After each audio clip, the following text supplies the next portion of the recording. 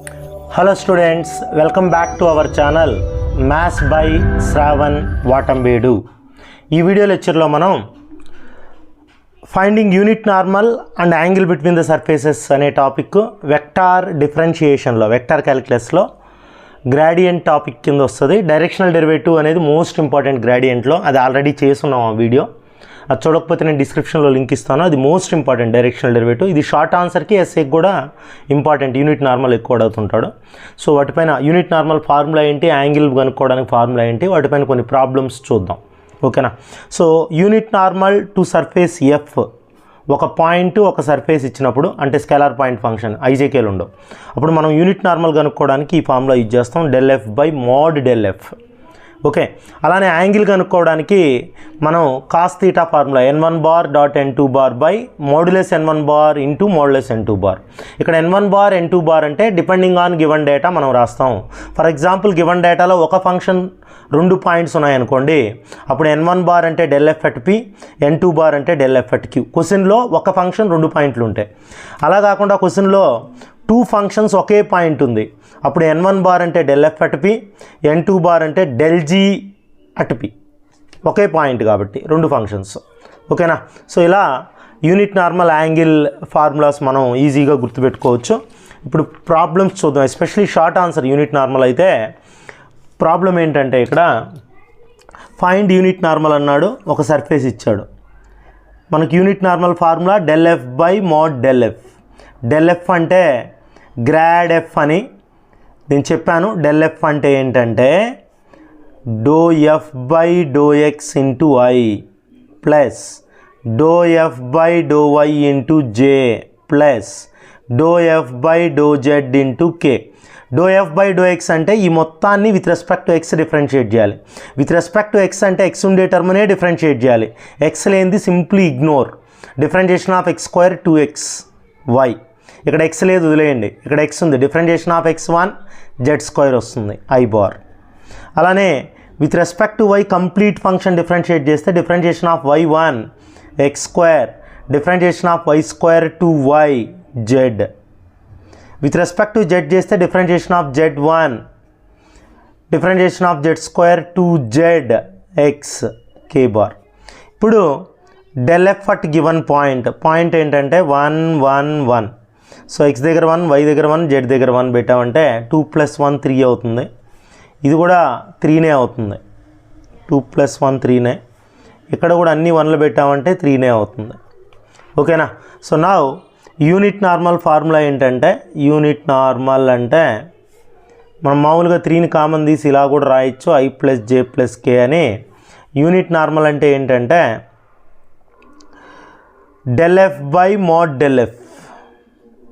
So del f మనకు వచ్చింది 3i + 3j + 3k by square root of ijk coefficients, i coefficient square plus j coefficient square plus k coefficient square.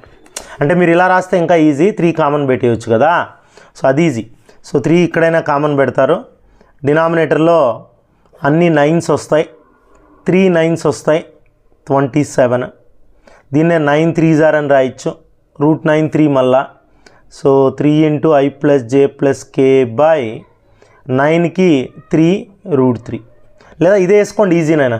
3 పక్కన పెట్టేయండి, i + j + k అంటే ఇలా 3 పక్కన పెట్టుకోండి, ఇలా వేసుకోండి, ఈజీగా ఉంటుంది. 3 పక్కన పెట్టుకొని i + j + k. డినామినేటర్లో ijk coefficients 1 1 1నే ఉంటాయి, అప్పుడు మీకు ఈజీగా వచ్చేస్తుంది. ఓకేనా. బై √3. సో ఇదే బెటర్లే, ఇలానే గుర్తుపెట్టుకోండి, ఇదే కరెక్ట్గా వస్తుంది మనకు. మళ్ళీ దాన్ని రేషనలైజ్ చేయడం అలా చేస్తే మనకు ఈ ఆన్సర్ వస్తుంది. Okay, no problem. ఇది కూడా కరెక్టే, రాంగ్ అయితే కాదు. ఓకేనా. ఇది యూనిట్ నార్మల్ కనుక్కునేది. అంటే మీకు సేమ్ ఆన్సర్ రాలేదని చెప్పాను, ఇక్కడ √3/√3 వేస్తే ఈ ఆన్సర్ వస్తుంది. మీ ఇష్టం, నేను ఎలా అయినా వేయండి, ఇది కూడా కరెక్టే. So next find angle between the surfaces అన్నాడు. Angle between surface between 2 points. So given F చూద్దాం. గివన్ ఎఫ్ చూసామంటే x² + y² + z² - 25. So angle కనుక్కోవాలంటే నేను చెప్పాను ఫార్ములా మీకు ఇంతకుముందు, కాస్ థీటా ఫార్ములా వాడతాం. కాస్ థీటా అంటే n1 bar dot n2 bar by modulus n1 bar into n2 bar. దానికి మనం ఏం చేయాలంటే డెల్ ఎఫ్ అయితే కనుక్కోవాలి. డెల్ ఎఫ్ అంటే చెప్పాము ఇంతకుముందే, doe F by do X into I, do F by do why into J, do F by do Z into కే.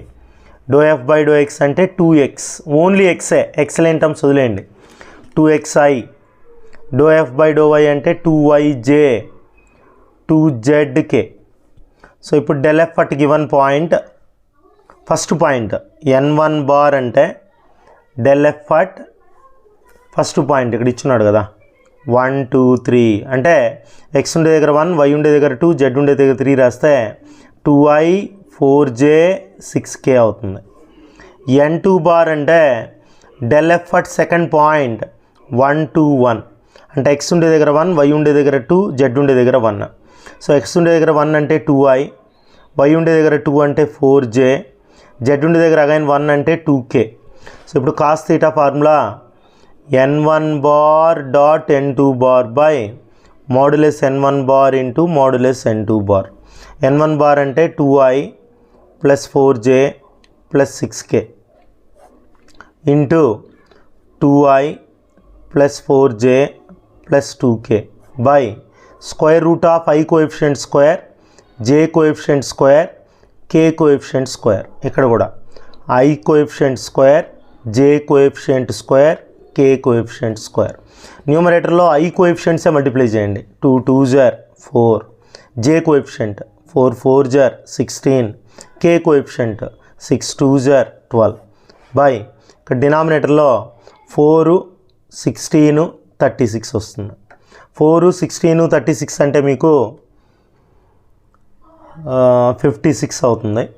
ఇక్కడ 4 16 4 24 అవుతుంది.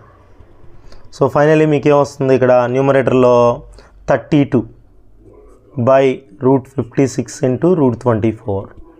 సో తీటా కావాలంటే కాస్ ఇన్వర్స్ ఆఫ్ అని పెట్టేయచ్చు. ఇది cos theta value. Cos inverse of మీకు ఇక్కడ ఏమొచ్చిందో అది simplify చేస్తామంటే చేయండి, లేదా ఆపేసాయి.